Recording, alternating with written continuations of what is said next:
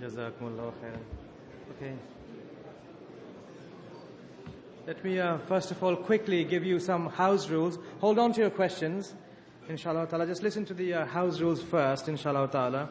If there are brothers who would like to participate but they haven't got seating space, let me once again remind that we have a marquee or a tent, inshallah. Secondly, there are stewards standing on the sides of the hall with the yellow jackets. They should be given the question papers when the need arises, inshallah, and they will pass the questions on to me, inshallah. So you don't, inshallah, need to get up and walk all the way over here and then go back to your seats, inshallah. The third thing, the stewards also carry radio mics with them. Some are available, so if there is a need for a person from the audience to ask a question, then he should wait until the mic is provided for him, inshallah. Then everybody can hear, and all we have to do is make sure the sisters can hear as well due to the audiovisual link-up. All the questions have been put into categories, mostly in terms of the speakers. So, for example, Sheikh Salim has got a whole bunch of questions related to his 2 talks that he had done. We're going to try and go through the questions that have come over the period of the last 2 days first. And as each question gets answered, there might be that somebody needs further clarification or a related issue to be asked about. And only in those cases we will take questions from the floor, but not otherwise we will not. We'll just go through questions in the categories. I'm not going to go and try and sift through them and categorize them even further, so it's going to be at random, whatever comes up. If that's not really relevant to the topic or to the speaker, we just put it aside and go with the next one. But I can guarantee we will not be able to finish all the questions anyway, so you have to forgive me for failing in this task, because there's just too many. Most of the general questions I'm going to tend to ask Sheikh Jafar, and some of the speakers have not turned up because one of them have left. Sheikh Suhaib Hassan had to go back because he's got an engagement tomorrow morning, and Sheikh Anwar is not feeling very well. He's actually gone to bed, he feels sick and so on. May Allah give him recovery very quickly, inshallah. So due to 1 or 2 reasons, some speakers can't come, so not all of them are here today. But I think we're more than enough anyway, alhamdulillah rabbil alameen. So I'm going to start off with a general question and ask Sheikh Jafar Idris first, if I can read the question. Okay. One more point. Regarding sisters' questions, there is a bunch of sisters' questions in a bag. They're all general questions. They'll get asked a bit later in a different session, perhaps. We'll try to accommodate a different session if we can. But the sisters' questions are also mixed with these lot over here pertaining to the topics, inshallah. The first question to Sheikh Jafar. Do you get blessings for looking after a cat? Is it right to keep a cat as a house pet? Can you read Salat with the same clothes if you have been playing with your cat? Yes. For all the questions, yes.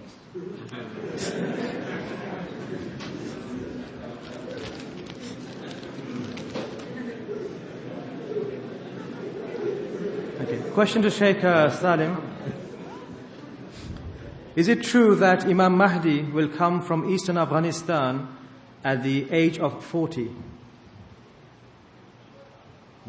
That to me? No, Sheikh Salim Al-Amri. His topic. Alhamdulillah, salatu wasalam ala Rasulullah wa ala alihi wa sahbihi wa ala. No, the Mahdi is not coming from Afghanistan, and the hadith is weak. The Mahdi is from the family of the Prophet sallallahu alaihi wasallam. As they mentioned, the bay'ah will be given to him in the haram, as in Sahih Muslim. So we should not be fooled by these unauthentic narrations. I hasten to add that the speakers do have the right to refer the questions to each other. And anyone can answer anybody else's question as well. That's good news, but okay. This is for Sheikh Muhammad al-Sharif. How do you know we are sincere? How do you recognize that we are sincere? Can you feel within your heart that Allah has forgiven you according to any specific moment in time? How do we know if we're sincere? Yeah, how do you know that you're repentant? Alhamdulillah, salatu wassalamu ala Rasulillah wa ala alihi wa sahbihi wa wala amma ba'd. I don't know if you've seen the game Jeopardy, but I feel like some of these questions are coming like this. So inshallah, we're going to try our best. Inshallah. First of all, that a person, they tried their best to be sincere, but the reality of their sincerity, wallahu a'lam, is with Allah Azza wa Jal. and a person doesn't know that Allah Azza wa Jal accepted their actions or not. As Allah subhanahu wa ta'ala says, إِنَّمَا يَتَقَبَّلُ اللَّهُ مِنَ الْمُتَّقِينَ, that Allah subhanahu wa ta'ala accepts from the muttaqeen. So a person doesn't know if his action was done with the true taqwa of Allah Azza wa Jal. And in fact, that shows that a person should never get arrogant with their actions that they are doing, because they do not know if Allah Azza wa Jal has accepted this or not. Of course, there are signs that inshaAllah, Allah may have accepted something for a person, but for sure, the person finds out when they pass away and when they die. That's the reality of whether they were truly sincere or not. And we have such as Umar radiallahu anhu, when he went to Hudayfa radiallahu anhu asking about the nifaq, and he asked him, did Allah Azza wa Jal did the Prophet sallallahu alaihi wasallam include me with the munafiqeen? And this was Umar ibn al-Khattab radiallahu anhu, and even in his situation, he was afraid that maybe his actions were not accepted by Allah subhanahu wa ta'ala. Allahu a'lam. May I add one? So it is a mark of sincerity that you feel that you are not sincere.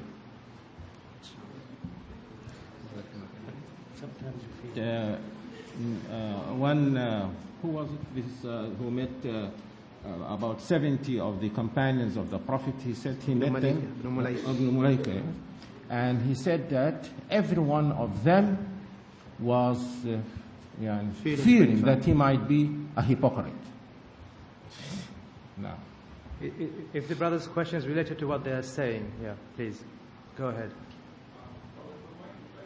Yeah, the mic is coming. Assalamu alaikum wa rahmatullah. Jazakumullah khair. Just a quick question for Sheikh Salim Al-Amri about the question about the da'if hadith. The hadith, yeah, alhamdulillah, Jazakumullah khair, we know it's da'if, but does that 100% guarantee he's not from there? Because the answer was clear that he's definitely not coming from Eastern Afghanistan. So do we have dalil that he's definitely not coming from Eastern Afghanistan? Jazakumullah khair. Yes, first of all, the Mahdi himself, we know the hadith about the Mahdi. He is from the family of the Prophet ﷺ, Muhammad ibn Abdullah al-Mahdi. And whether that Muhammad Abdullah al-Mahdi is living there or not, that is Allah only knows. Okay? But when I refuted their hadith, that they will come with black banners, etc., etc., that hadith is unauthentic. But the Mahdi is an Arab. He's from Quraysh, from the family from the Prophet ﷺ, from among the descendants of Al-Hassan, not Al-Hussein in particular. And he looks like the Prophet ﷺ, and the bay'ah will be given to him inside the haram. Okay? That is, we have to understand this. So when the scholars in the haram, they say, this is the Mahdi, then we'll rush to give the bay'ah. Inshallah. even if he comes from Afghanistan. No problem. Okay, the next question I have is for Brother Shabir. Sometimes I get the feeling that my non-Muslim friends know that God exists, but they don't want to give up their atheist ideas because then it will mean they have to give up drinking, partying, etc. And when I want to go into depth about explaining about paradise, they don't want to listen. What can I do about this? Well, if somebody knows that Allah is a reality and that person does not want to give up his or her lifestyle in order to embrace Allah, well, this is how people fail their tests. They know now they have responsibility, they're not responding. There's not much you can do. إِنَّ اللَّهَ يَهْدِي مَنْ أَحْبَبْتَ وَلَكِنَّ إِنَّكَ لَا تَهْدِي مَنْ أَحْبَبْتَ وَلَكِنَّ اللَّهَ يَهْدِي مَنْ يَشَاءُ.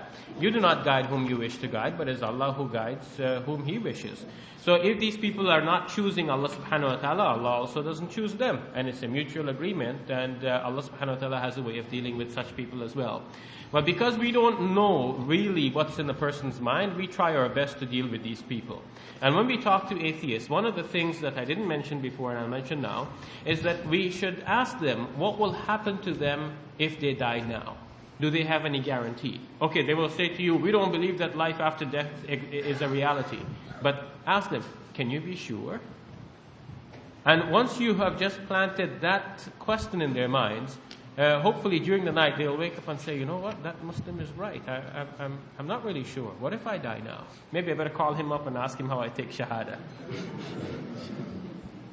And it seems that is the case with everyone.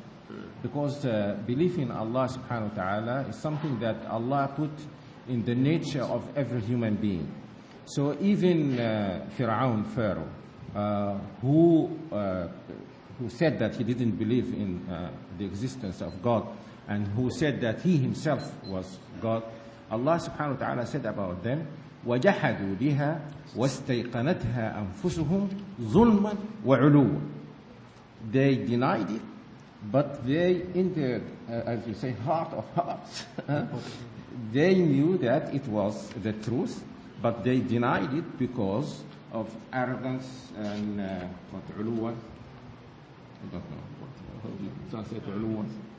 I mean, it can be just for worldly position or something. No. For Dr. Mamdouh, how do you begin discussions with a da'wah focused from a platform of Tawheed, practically speaking? From? A platform of Tawheed. How do you begin discussions with a da'wah focus from a platform of Tawheed, practically? Can you give us an example? Bismillah ar-Rahman ar-Rahim. It doesn't seem that I started from this point. Usually I start by giving a lecture or something, and then the question arises, and from there I respond to them. But usually you try to prove that there's only one God for the universe, and you start from there. That's what I usually do. But I don't have practical experience in particular for that. If Brother Shabir. Well, actually, I'll save Sheikh Jafar the trouble, because he already told me how we should answer a question like this, or how we talk to a person and keep it simple and just lead this person to Tawheed. So you talk to a person and ask them, do they think that it is easy for human beings to discover what is good for them, like clothes to wear, food to eat, and so on? Of course, they'll say, yeah, human beings have this level of wisdom and so on. Is religion more important than all of these things? Our final outcome, what's going to happen to us forever? Yes, obviously. Would Allah, if He exists, make it easy for people to understand how to approach Him? Of course, yes. And then you lead them gradually to show them that, of course, it cannot be through the Trinitarian doctrine, for example, because that's so confusing. It wouldn't be from Allah. In fact, even the Bible says that God is not the author of confusion. So God is not going to give such a complicated and complex doctrine that is so difficult for the mind to fathom. It is going to be simple. And you lead them step by step, let them look at all of the mythologies and so on that are surrounding them and calling them to different directions, and show them the simplicity of the Islamic call, there is only one God. If we want to take it further from that, we can argue the way I have already presented in my talk, that in fact there is only one God, and all of the organization of the universe is pointing to the existence of only one God. Some people thought there must be two gods in the universe because there is the presence of evil, and there must be a God that created the evil. But the answer to that in Islam is kullum min indillah. Everything is from Allah. Allah subhanahu wa ta'ala, as Sheikh Salim explained to me today, has a universal will and a will shar'iyah. So his iradat qawniya, his universal will, is to allow evil to exist for some good reasons that are best known to him. But his iradat shar'iyya, or his will as expressed in the sharia, shows what he is pleased with and what he is not pleased with.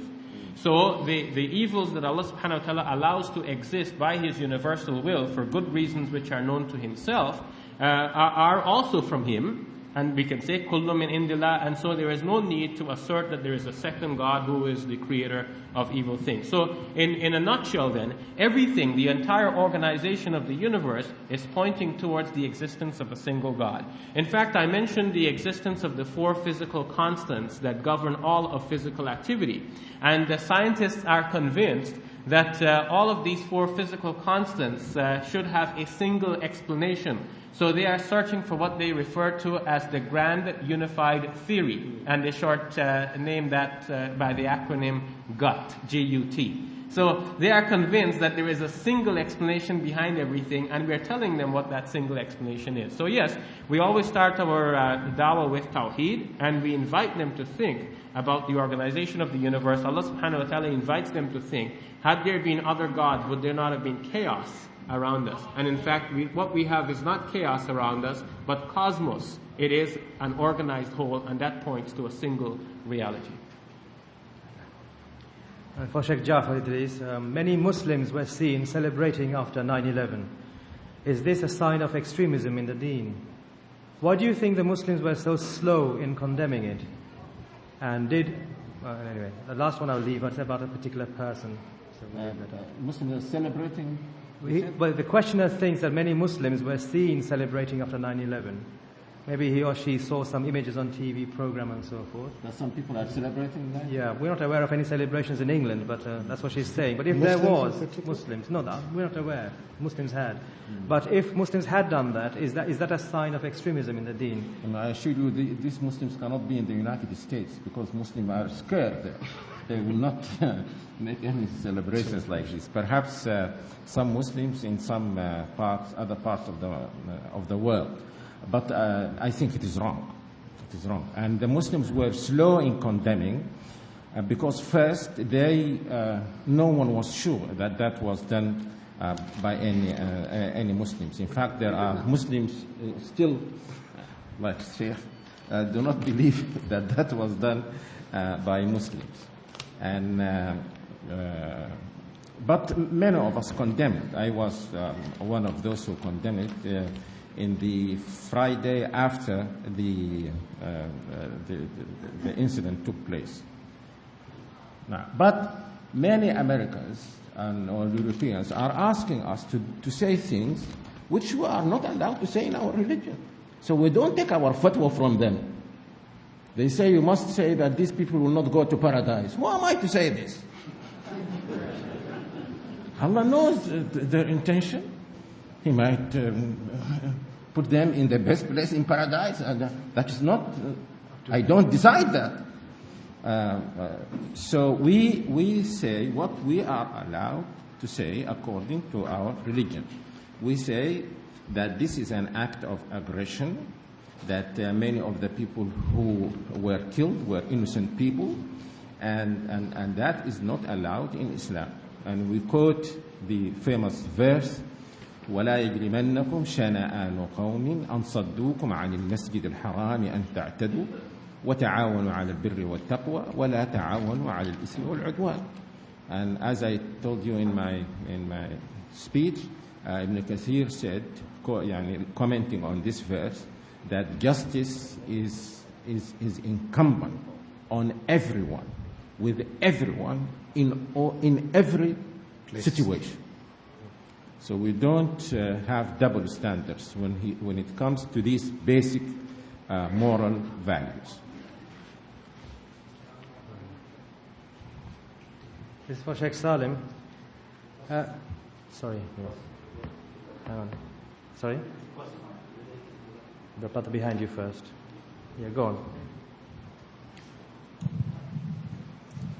Yeah, I'm American, and I was in America when it happened. And yes, what they did was it was a kind of like a propaganda move. They showed people in Palestine jumping around for joy and things, but it was more or less a picture showing these people saying that, look, this can happen to you too. You've been doing it to everybody else.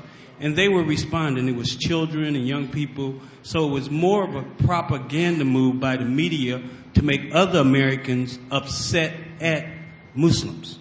So that was the issue. So don't be confused on that. Nobody actually, like the Sheikh said, knew who done it, nor knows now who done it, or even how they did it. You know, that was a big plan. Whoever was flying that plane, they flew that plane like it was a BMW. And that's not easy. Yeah, that's not an easy task. It takes a very experienced person.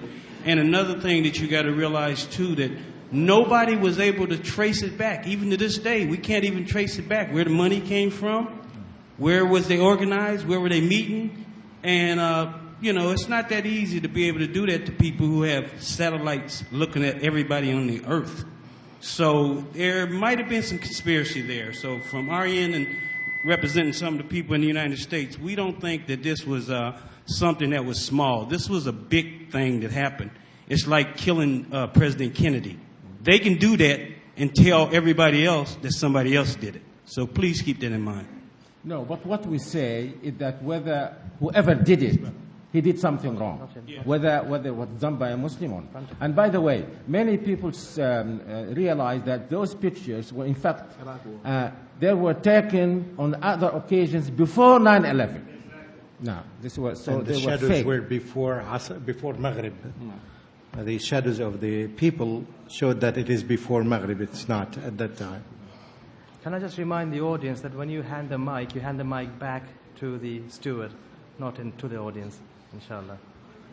Okay, it gets confusing because he was about to ask a question and Sheikh Haytham is going to ask instead. Sheikh, don't you think that...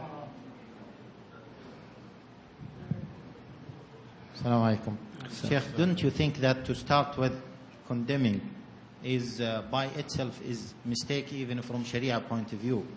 Because condemn is that if you give a statement and you are in a court, and we know a reference in Sharia that if somebody came to you while he lost one of his eyes, you cannot condemn and you cannot give a statement that whoever did this against you is a mistaker, okay? Unless you see the other person, he might lose both of his eyes, okay? So we cannot judge in this case unless we really know who did it, why they did it, what are their reasons, what are their justification. And the other thing, don't you think that United States at that time, they just asked for the Muslim to condemn that as a trap for them and as excuse for United States to do the aggression against our Muslims in Afghanistan. So sometimes to block the means to the shar, especially to the big evil like United States, is something to be considered when giving fatwa or when giving opinions about what's going on. But you see, if you follow the conditions that you mentioned in the first, we cannot condemn anything. But we condemn according to our knowledge of what happened. We say that apparently what happened is something that is unacceptable in Islam. If it turns out later on that this was done for some good reasons, then perhaps we can change our opinion. As to the second opinion, I assure you, when many of us condemn this, we received no orders from anyone in the United States.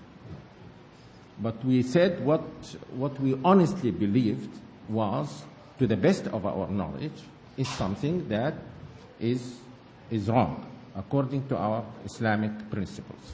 No. Let me add something. I think what you mentioned here, if the case is between two individual persons per se, but there is a third party, which is the innocent people who are working in that building. So and some of them are even Muslims. 400 people or more are considered Muslims. So I think we need to differentiate between when it is an individual issue and when a third party is involved, which is all those innocent people, whether we're Muslims or not. The brother behind Sheikh Haytham, do you still want to ask your question? That's okay. If we get too far down this line, we'll never get through to any of these anymore. So if we can just stop it there now, inshallah. Jazakumullah khairan. No, we're going to stop there now and we're going to continue with this now, inshallah, and then come back to you again later. Inshallah. No. I'm going to ask Sheikh Salem Al-Amri now the next question, inshallah. Does the situation in Palestine and September the 11th have a bearing on the last hour? Alhamdulillah. First of all, brothers, I don't know why the Muslims, they are trying to defend themselves when there is no proof, when there is no concrete evidence has been produced that they are the ones who did it. Why? Why we are defending ourselves? We are not guilty. Prove that, first of all, Muslims, they did it. Then, if the Muslim did it, then it will be discussed. Does it agree with the Sharia or doesn't? First of all, produce your evidence. You don't have anything. And the Muslims, they are always trying to defend themselves. No, we didn't do it. Who said that you did it? Okay? So first of all, prove to me that I did it. Show me the evidence. Number one. Number two, that we mix two things. There are cases in the Sharia where even when the non-Muslims, men, children, mix together and there is no way to differentiate it during the war and jihad, where they can be killed. They have children. Not only that, in Islam, if the enemies of Islam are using the Muslims as a human shield, you kill the Muslims. Okay, that is known.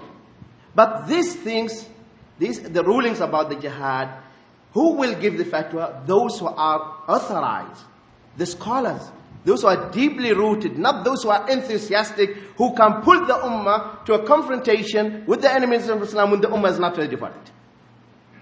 So we have to differentiate them. We should not go to neither to this extreme or that extreme. What's the question again? The question was... No, but don't you think that we have to say that this the act is wrong, irrespective of who did it? Yes. Yeah, sure. Okay. But it depends then upon what they call the circumstantial evidences. It depends upon the condition. Yes. I didn't answer the question. What is it? Yeah, the question was the 9/11 incident. Does that have a bearing on our understanding of the hour? Does it have what? A bearing. Like, is the hour near? Is the hour far? Is that a sign of some sort? In Palestine. Is it relevant to the 9/11. In general, we are heading towards the hour. Number one. And every day we are getting closer and closer. And every day we see a fulfillment of one of the prophecies. But things actually, they are escalating so fast and so drastically. That's why many of the scholars, they are saying we are heading towards it. But this, we don't know. The time frame we cannot fix. Is it 10 years? Is it 20 years? 30 years? We don't know. But when the event happens, then we look and check it. Not that we take the prophecy and say this is going to happen. This is what's happening to the people of the book. They do with the prophecy, they will put a date. It is going to happen on this. Then the date will come. No. Then they will start to explain the prophecy again. No, we Muslims don't do that. If it happens according to the prophecy, say Alhamdulillah. This is what the Prophet ﷺ said. And Muslims should prepare themselves, and we are heading towards that. And Allah knows best. Sheikh Muhammad al-Sharif, I would like to know how someone should go about mending a relationship with a brother while they are still upset with him or still hurt by his actions.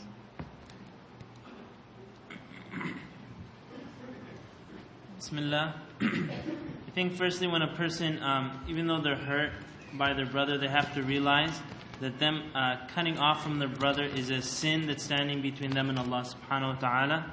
And they have to be sincere to Allah Azza wa Jal and work hard on their feelings, because the feelings a person has, the feelings come from the inside, and the person actually has control over those feelings. And this is a commandment from Allah subhanahu wa ta'ala and His Messenger, that the person can continue on in cutting off their brother over 3 days. So the person has to work hard in fighting those feelings.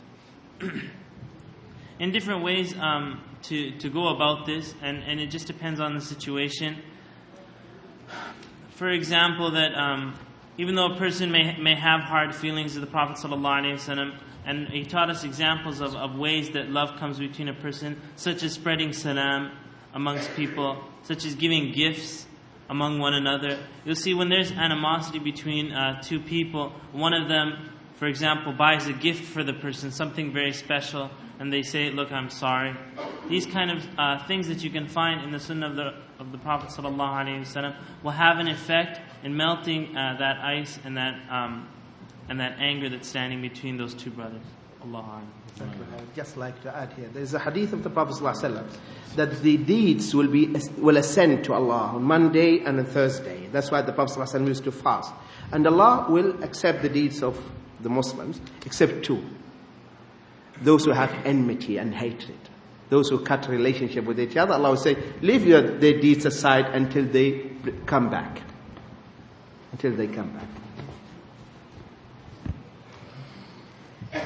To Sheikh Shabir Ali now, I know some people who give da'wah and they're very good at it. However, they have bad character. Isn't that hypocritical to be like that? Yes, in fact, Sheikh Jafar in one of his presentations mentioned the case of Shu'aib alayhi salam, who, according to the Quran, said to his people, I don't wish to do something contrary to what I'm commanding you to do. That is in Surah 11, ayah number 88. And we see other verses of the Quran actually commanding Muslims, sometimes directly, sometimes indirectly, that they must in fact make sure that the deeds are according to the da'wah. Indirectly, Allah subhanahu wa ta'ala asked the people of Israel, أَتَأْمُرُونَ النَّاسَ بِالْبِرِّ وَتَنْسَوْنَ أَنفُسَكُمْ وَأَنْتُمْ تَتْلُونَ الْكِتَابَ أَفَلَا تَعْقِلُونَ? Do you command people with birr and you forget yourselves while you're reading the scripture? Have you no sense? And in Surah Saf, Allah subhanahu wa ta'ala says, لِمَ تَقُولُونَ مَا لَا تَفْعَلُونَ? Why do you say that which you do not do? كَبُرَ مَقْتًا عِنْدَ اللَّهِ أَن تَقُولُوا مَا لَا تَفْعَلُونَ. It is hateful أن تقولوا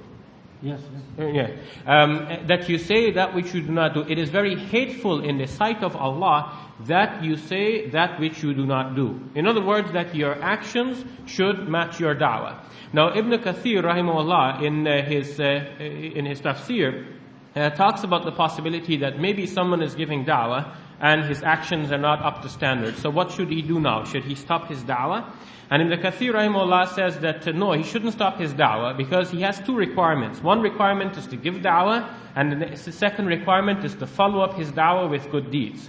So just because he's failing on the second one doesn't mean he should stop the first one. So we shouldn't understand these ayat in that way, that no, you stop all da'wah until you become perfect. No, you should keep giving your da'wah, and at the same time let your da'wah be a reminder to yourselves that you should perfect yourselves as you're going, and let your actions match your da'wah. May I add? But you should be careful not to give the person the feeling that you are hypocritical. What Ibn Kathir mentioned is something like, suppose that someone drinks wine, but he goes and tells the people not to drink. It is bad. I can tell you from experience.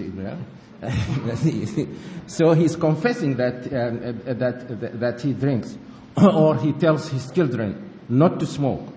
Allah subhanahu wa ta'ala will give him reward for sincerely telling people what he believes is a good thing. And he may forgive him for the sins that he is committing because of this sincerity. But you don't go to non-Muslims and telling them about Islam. In Islam, you should not drink, you should not do it. Next day they see you in a pub.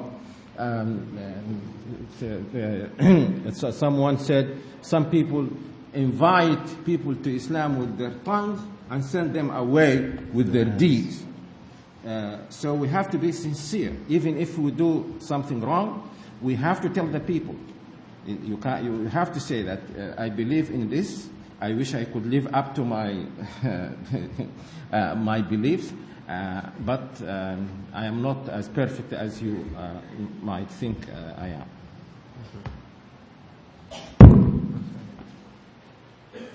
This is for Sheikh Mamdouh. Is it permissible for reverts to anonymously write their account of how they came into the deen for da'wah purposes, even though they might reveal past sins? Is it permissible or not for reverts, converts, to write about how they came into Islam while talking about their past sins? Did you understand the question? No, anonymously, though, not by mentioning, without identifying themselves. I didn't understand. You understood the question? Alhamdulillah, the hadith is in Sahih Muslim. The Prophet ﷺ said, "Kullu ummati yadkhuluna al-jannah illa al-mujahirin." All my ummah, they will enter the Jannah except those who disclose their secrets and their past and their shameful deeds. They will not enter the Jannah. And this is a sickness common among the Muslims, especially those who grow in the culture that is not Islamic. And they have this problem of confession. They have to confess as if they are Roman Catholic. Okay, I have to confess. And they have to mention all my filth, all my past. Allah has hidden it from the people. No one knew about it.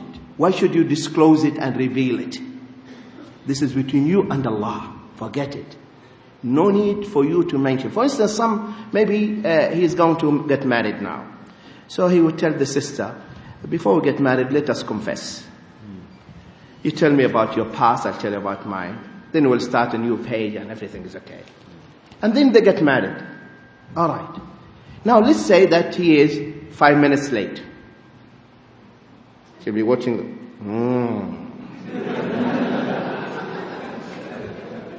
Old habits die hard. Something is going on. Let's say that she is 5 minutes late visiting her friend. That is ringing in your mind. Echoing. Why? Because you knew about her past and she knew about yours. So the hadith here is very clear. Between you and Allah. كل أمتي يدخلون الجنة إلا المجاهرين. Never disclose your past. You bury it. Some they are devils. They come to you. Akhi, I know, mashallah, you are sheikh today. Not you, sheikh, no? You are sheikh, you are this. But tell me, I'm sure that you were, roaming around and things like that before. Say, akhi, astaghfirullah. I'm not an angel, but this is haram to ask this question. So stop this for the sake of Allah. Please, brothers and sisters. Jazakallah. Steward right at the back, there's a brother there and then a brother in front. 1 minute. Sorry. There is a misunderstanding here. I have been asked also by some of the brothers. They said the Sahaba, they were sitting in the masjid and they were mentioning their past and the Prophet ﷺ was smiling. This is a misunderstanding. Do you think that the Sahaba they were saying in the masjid were fornicating? No. What the Sahaba was saying, you remember that idol which I used to made of date? Then I will eat it. So the shameful deeds, for instance, related to zina and stuff like that, we should not mention these things. Okay, we know you became a Muslim, you are a revert, and this is a norm in that community, in that kafir country. So we know. So no need for us to tell us about it. No need for us. He doesn't want to. Okay, the brother in front here.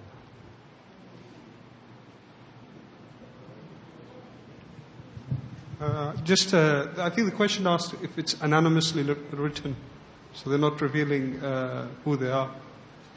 I think that's what the question said. So I just want to know if it's anonymously done. Yeah, anonymously, sorry. Here the question was that the person does not identify himself. He doesn't write his name, but maybe under a different name he says, I did this and I did that before I was a Muslim. So can he do that by hiding his identity? Confess his past sins? Okay, the question should be when you want to know the ruling, it should be in the third person pronoun. You come to a sheikh, you don't tell the sheikh, I did this. Say, sheikh, what is the ruling for a person who did that? So you ask him about the third person. So to know the solution, to know the answer, and to get the fatwa. Don't say, I did this. Because Islamically, if you come and you confess, I said, committed zina, there is khilafah, Hajj should be established.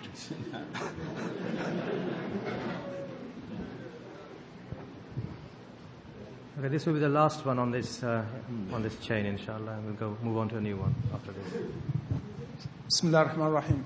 Sheikh, a lot of people, especially in the West, they've been the Muslims who came originally from their Muslim countries, and they've been kicked out in one way or the other, and they came and they mixed in this country, and they went to pubs and nightclubs and everything.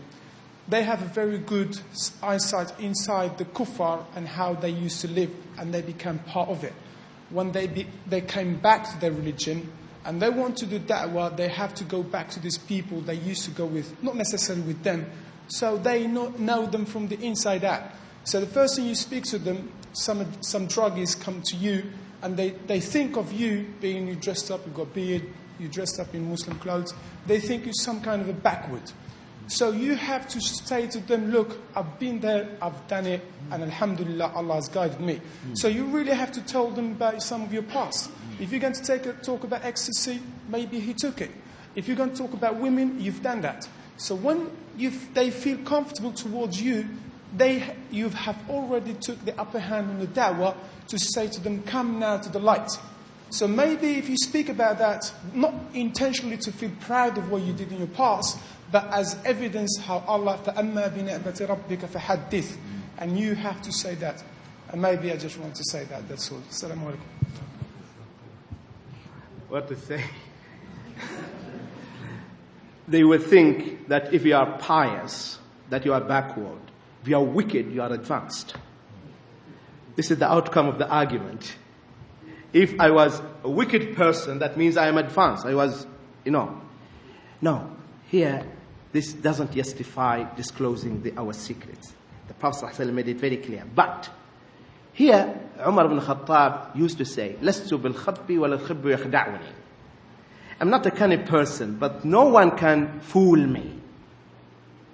And he said, يوشك أن تنقض عرى الإسلام عروة عروة إذا نشأ في الإسلام من لم يعرف الجاهلية. A person who grows in Islam without knowing the Jahiliyyah, he will not be able, as a person who grew in the Jahiliyyah, then he knew Islam.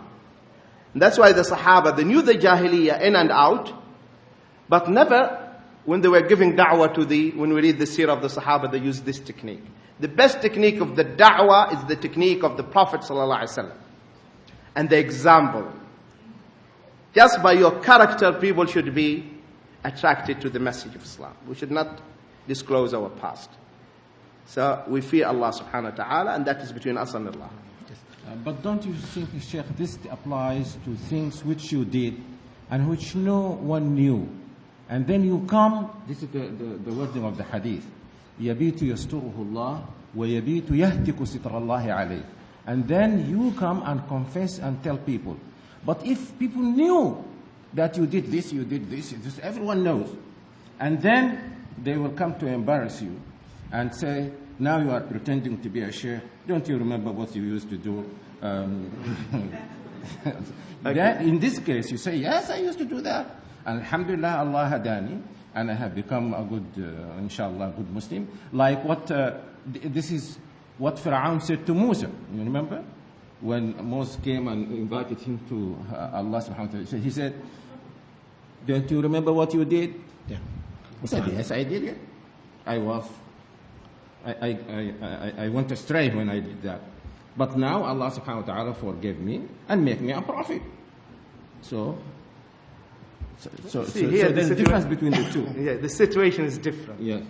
If there's a difference between disclosing things and a person now is pinpointing and saying, you did this and we know you. In this case, and this exactly happened in Sudan. One of the mashayikh in the market was giving da'wah and talking. And one said, oh, you remember we were drinking together? He said, alhamdulillah, Allah guided us. And he carried on with his da'wah. Yeah. Okay? That is different.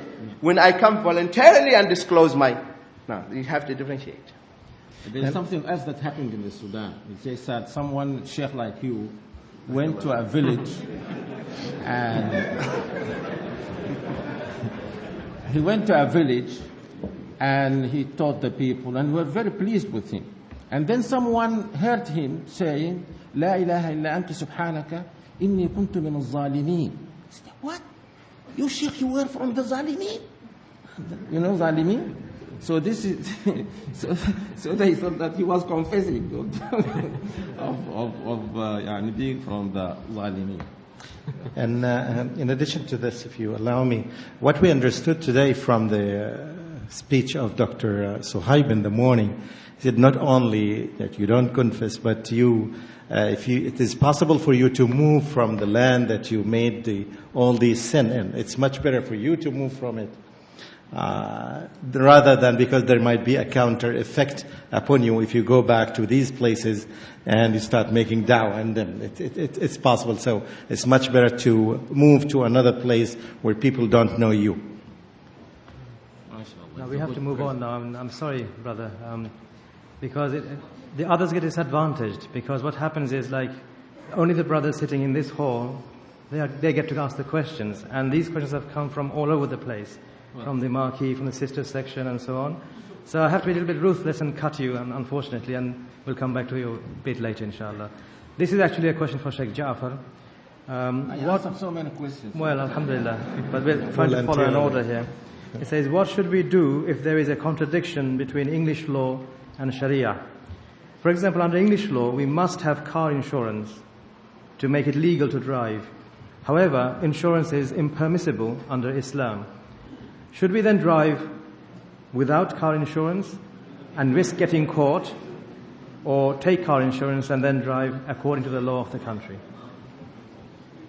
First, I usually say, don't expect to live in a secular state and live a full life of a Muslim. It's impossible. You are bound to face some problems like these.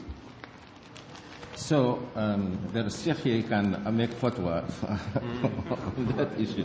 But I know of a brother, Sudanese brother in the United States, who tried not to obey this law. And he used to walk all the time. Then one of the shuyukh told him, no, you can't do this. It is extremely difficult not to use a car in a place like London or here or whatever. So if you choose to live here, then you should obey the law in spite of the fact that it asks you to do something which is not Islamic. This is the price that you must pay for living in a country like this. In fact, this applies also to many other Islamic countries. The fatwa would be about... No comment. No comment. No. The fatwa... He doesn't say I agree, he says no comment. Okay, Sheikh Shabir Ali now. They argue, meaning the Christians, I think, that God is an egotist or egoist. He just created us for his own pleasure with no consideration for our own feelings or what we feel or suffer. So why should we worship him? Well, we should at least worship him in consideration of our own future and whether we would suffer or not.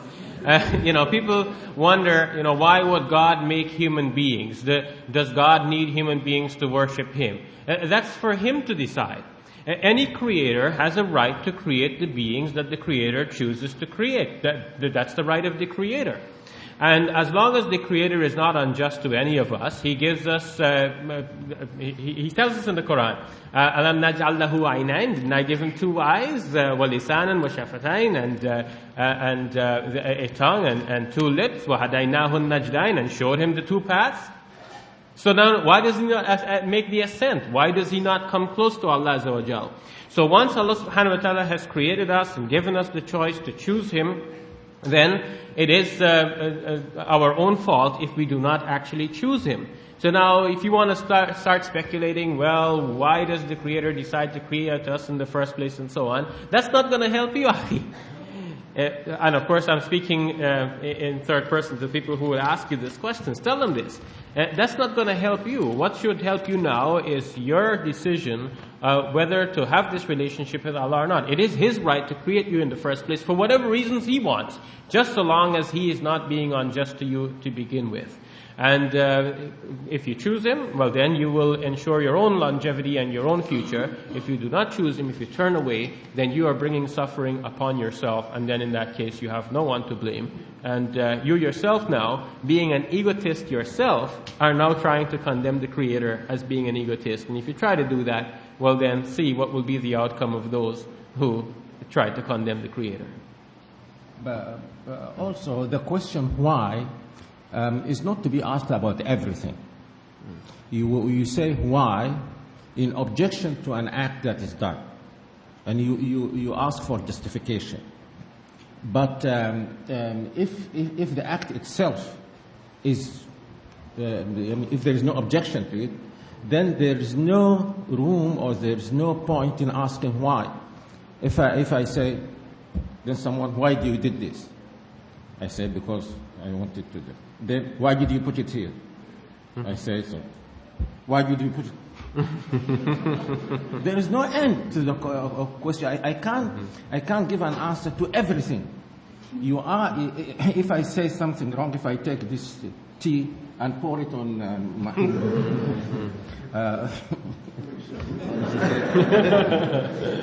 Then someone would say, "Why did you do this?" Meaning that this is wrong. So what is wrong with creating human beings?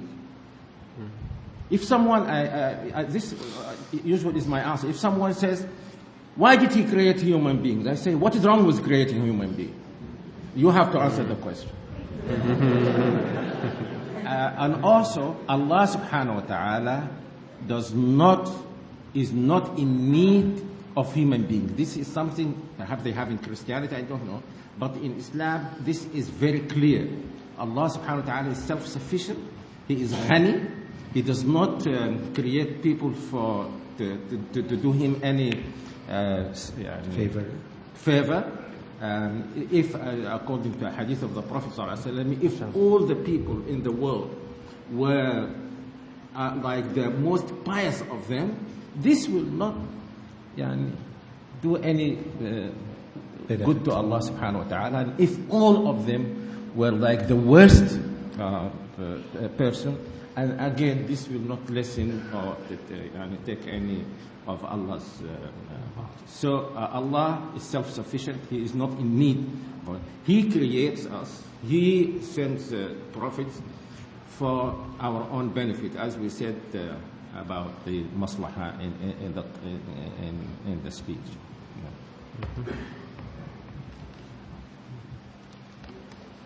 This is for Brother Sheikh Muhammad al-Sharif. If you see members of your own family committing un-Islamic acts, such as listening to Western music, or any music I should be, or keeping pictures of kuffar, celebrities, etc., is it permissible to break these instruments or tear up the pictures with intention of forbidding munkar when they do not obey? Bismillah, alhamdulillah, salatu wassalamu ala rasulullah. Inshallah, I'm going to leave the fatwa for the shiyukh to explain. But what I want to say is that when a person does when a person does do that, and I know in some countries, for example, when they introduced the radio in the past, and some people said it was haram, they would take the radio out into the middle of the village, the person who had got the radio, and they would smash it in front of everybody. And this is the way it was. But did that take the radio out of their heart? It didn't take it. By smashing and ripping down the poster, the goal of helping the person come to the conclusion that this is wrong hasn't been achieved. All the person will do is wait till they're out of the house and they go to university or so on, and then they'll bring the posters back. And if the music was shut down, they'll wait until they're in secret, and then they'll turn it back on. So doing that hasn't achieved the goal of helping those people. And so a person needs to have more hikmah and more wisdom in looking in the long term. How can I help to take this person away from these things? But as for the ruling, I'll leave the shoot. Okay, the next set of questions is for Sheikh Salim Al-Amri.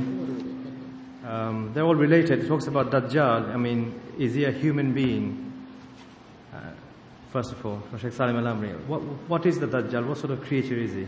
Yeah, the Dajjal, Dajjal is a human being, yes. And that's why the Prophet ﷺ, he thought that Ibn Sayyad was the Dajjal. So he's a human being, but he will not have progeny, he will not have offspring, he will not have children. And in Sahih Muslim, that Abu Ayyub, one of the Sahaba, Ibn Sayyad was living in Medina. And in the beginning, before Allah subhanahu wa ta'ala informed the Prophet that the Dajjal would not be able to enter Mecca and Medina, he thought that this is Ibn al-Dajjal. And not only that, some of the Sahaba still believe that he is a Dajjal. So this companion was with the Ibn Sayyad going to Mecca. So, and Ibn Sayyad started to complain. You see, people there saying, I'm the Dajjal, and I'm coming from Medina. And the Prophet said he will not enter Medina, so I'm not Dajjal. And he convincing him. And the Prophet ﷺ said that Dajjal will not have children. I have children. So he said he convinced me. And all of a sudden he said, but I know its place. I know where he is. Then he said he puzzled me. He confused me again. Okay? So he is a human being. He is chained, locked in an island in the Arabian Sea. And he is waiting. And in Sahih Muslim, the hadith which is known as Hadith al-Jassasa, when the ship broke down and some they landed on an island, Tamim al-Dari, and they met Dajjal. And he asked about the Prophet ﷺ. He asked about the lake of, what they call it? Tabariya or Tigris, what is it in English? And then the palm trees of Baysan. Baysan is in Palestine. He asked, are the palm trees in Baysan still bear fruit or not? They say still. He said, the moment these trees, palm trees, they don't bear fruit anymore, that is the time I'll come out. Can I just make a comment? Just going back a little bit about the smashing of things, because nobody made a comment. I'm going to maybe provoke the Shaykh, inshallah, to give some comments on it. Number one is the person who is doing the Amr bil Ma'ruf Nahy Anil Munkar, the Mutawwa', and you may have heard the name in Saudi Arabia. Some Mutawwas are authorized by, I'm not talking about Saudi Arabia, but if you have a Khalifa, some of them are authorized by the Khalifa to do the smashing. Other people are volunteers. And I think in a lot of masajid, someone picks out a pen, sees something haram on the wall, and then does graffiti. Amr bil Ma'ruf Nahy Anil Munkar. And he says that I can do this, I can smash up the paper because of my opinion. And I can aggressively go and rip something up in the masjid. But then we ask the question, who authorized them to do that?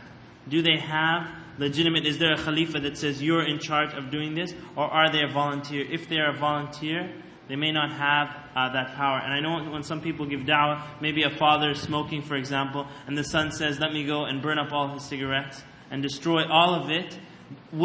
Does that son have the authority, to go into his father's property and destroy things like that? I mean, that's the question. Maybe the Shaykh can comment on it. Jazakallah khair. Here I would like to mention the rulings related to the Amr bil Ma'ruf and Nahy Anil Munkar, doing the good and forbidding evil. The Sharia came to maximize the good and to minimize the evil. This is the purpose of the Sharia. The Sharia didn't come to maximize the evil. Never. So if the evil exists, if we can eradicate it and uproot it, then it is mandatory or obligatory to remove it. If we can minimize it, it is also obligatory.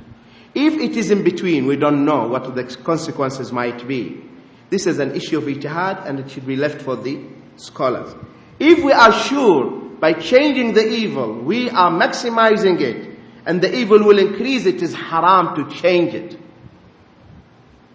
It is haram. What stopped the Prophet ﷺ from constructing the house of Allah, the Kaaba, upon the real foundations of Ibrahim? Built, the house of Allah, the Kaaba. Now it is not upon the foundations of Ibrahim. Because Ibrahim ﷺ, he built it until what we see now, this arch, which we call it the Hijr. That is the extension of the Kaaba. But Quraysh, when the house of Allah was demolished by a flood or a torrent, they decided before Islam to reconstruct it with halal money only, pure. But the money they managed to collect and to raise was not sufficient to build and construct the whole house. So they said, okay, we'll build this part and this will put a mark. The Prophet ﷺ said to Aisha, had you people are not newly reverted to Islam, I would have demolished the house of Allah and reconstructed and built it upon the foundations of Ibrahim. But what stopped him?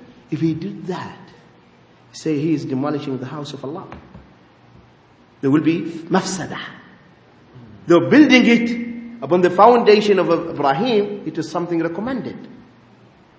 That's why when Ibn Zubayr was the Khalifa, he did this. He demolished the Kaaba and reconstructed it upon the foundation of Ibrahim. Then when Bani Umayyah came, they demolished the house again. They thought that Ibn Zubayr did something wrong. Then Imam Malik said, please. They told them, and they built it in this way, which we see now. Then when they knew that what Ibn Zubayr did is correct, they said, we'll do it again. He said, please, I don't want the house of Allah to be a game. When a ruler comes, he will demolish, another ruler will. No. So we have to take these things into consideration. That's why, before doing anything, the youth are so enthusiastic. For instance, it happens in Egypt in particular. They set a bar ablaze on fire. What happened? Whoever is having beard, put him behind bars. Number one. Second thing, instead of one bar, many bars opened on the same road. What did he do? What did he do? Nothing. What stopped the Prophet ﷺ from destroying the idols in Makkah in the early days? 360 idols, he was surrounded by them, and he's praying in the house of Allah. And there is a weak hadith which is in Musnad Ahmad. People should understand that there was an idol on top of the house, and the Prophet ﷺ and Ali came and destroyed it. It is weak. That cannot be used to support this argument. The Prophet ﷺ destroyed the 600 idols only when he removed them from their hearts. On the year of the Fath, he destroyed them and he cleaned the house of Allah. This is what I want to say here. Not only from the hearts, but also because he had the power to protect the power, yes, exactly. Bismillah. Switch the mic on for him.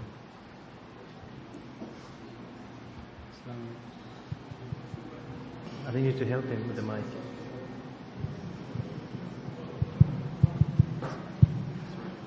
Bismillah. Bismillah. Assalamu alaikum wa rahmatullahi wa barakatuh. This question is to Sheikh Salim Al-Amri. It's just regarding the major signs. I've come across two opinions. Basically, the first one being that a person's Islam, accepting Islam or Tawbah, will not be accepted after the sun rises from the west. And the second opinion being that a person's Islam or Tawbah won't be accepted as soon as one of the first major signs appear. So which of these two opinions would you say was more correct? When the sun rises.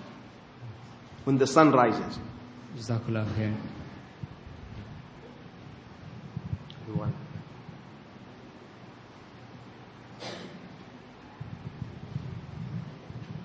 Bismillah. Bismillah ar-Rahman ar-Rahim. Assalamu alaikum. This question is for Sheikh Al-Amri again. Actually, I've got two related questions to the... Can we just ask one, please? Okay. Right. How do we know that which reference from Quran or Hadith should be taken in literal or physical meaning or metaphorical meaning? For example, you said rising of the sun is physical, related to the last hour. And there are lots of other references as well. How do we decide that this should be taken physically, in physical meaning or metaphorical meaning?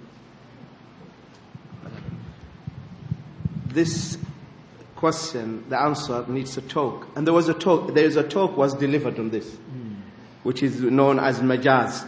It's in English available, you can buy it, I think so. But, first of all, we have to know that from the Arabic language, that not only Arabic language, any language, the wordings are bound to physical entities. Okay? And then they will be used metaphorically. For instance, in Arabic, among the Arabs, they would say, I saw today a lion and I had a chat with him and he was very gentle. A lion. So here, a lion here doesn't mean the animal. It means a human being, but he is very brave. Okay. But if there is no, that's why we say the context. We should understand from the context. So here, I spoke to him, I had a cup of tea with him, so I will conclude that he is using it metaphorically. But if you say, I saw a lion today, I will conclude that you saw a lion in the zoo. Because that's the reality. So we should not resort to the metaphor and similitudes, similes, unless there is a sign, there is an indication in the context itself. For instance, Allah subhanahu wa ta'ala is saying, وَجَاءَ رَبُّكَ وَالْمَلَكُ صَفًّا صَفًّا. That your Lord will come. Don't tell me His angels. He said His Lord. If I tell you I will visit you tonight, say He means His brother. What do you understand if I tell you I am going to visit you tonight? I or my brother? I, myself. Because that is the nature of the language. So things should be taken literally unless and until there is a context. And there are three types of what we call qarina that will force us not to translate the text literally. What are they? These three, what we call three qarinas, I think they translate it as context, but it's not precise. Okay, it's the context, but it is not exactly. It is, there are three types of qarinas. One is the religious one, or technical one, or legal one, or shari'iyah. The second one is urfiyah, according to the norm of the people. And the third one is rational one. That we should understand. For instance, regarding the rational one, in Surah Yusuf, the children of Yaqub said to their father, فَاسْأَلِ الْقَرْيَةَ الَّتِي كُنَّ فِيهَا وَالْعِيرَ الَّتِي أَقْبَلْنَ فِيهَا. فَاسْأَلِ الْقَرْيَةَ. Ask the village. What does it mean here to ask the village? Ask the walls, the dwellings, or ask the inhabitants? Tell me. The inhabitants. The people of the village. Because the walls cannot be asked. Why did we say here the inhabitants? Because it is something rational. Walls cannot be questioned. This is number one. Number two, that is known expression in the Arabic language. Something is omitted.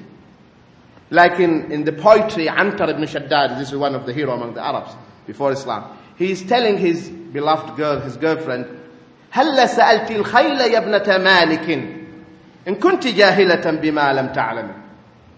Oh, my cousin, oh, the daughter of Malik.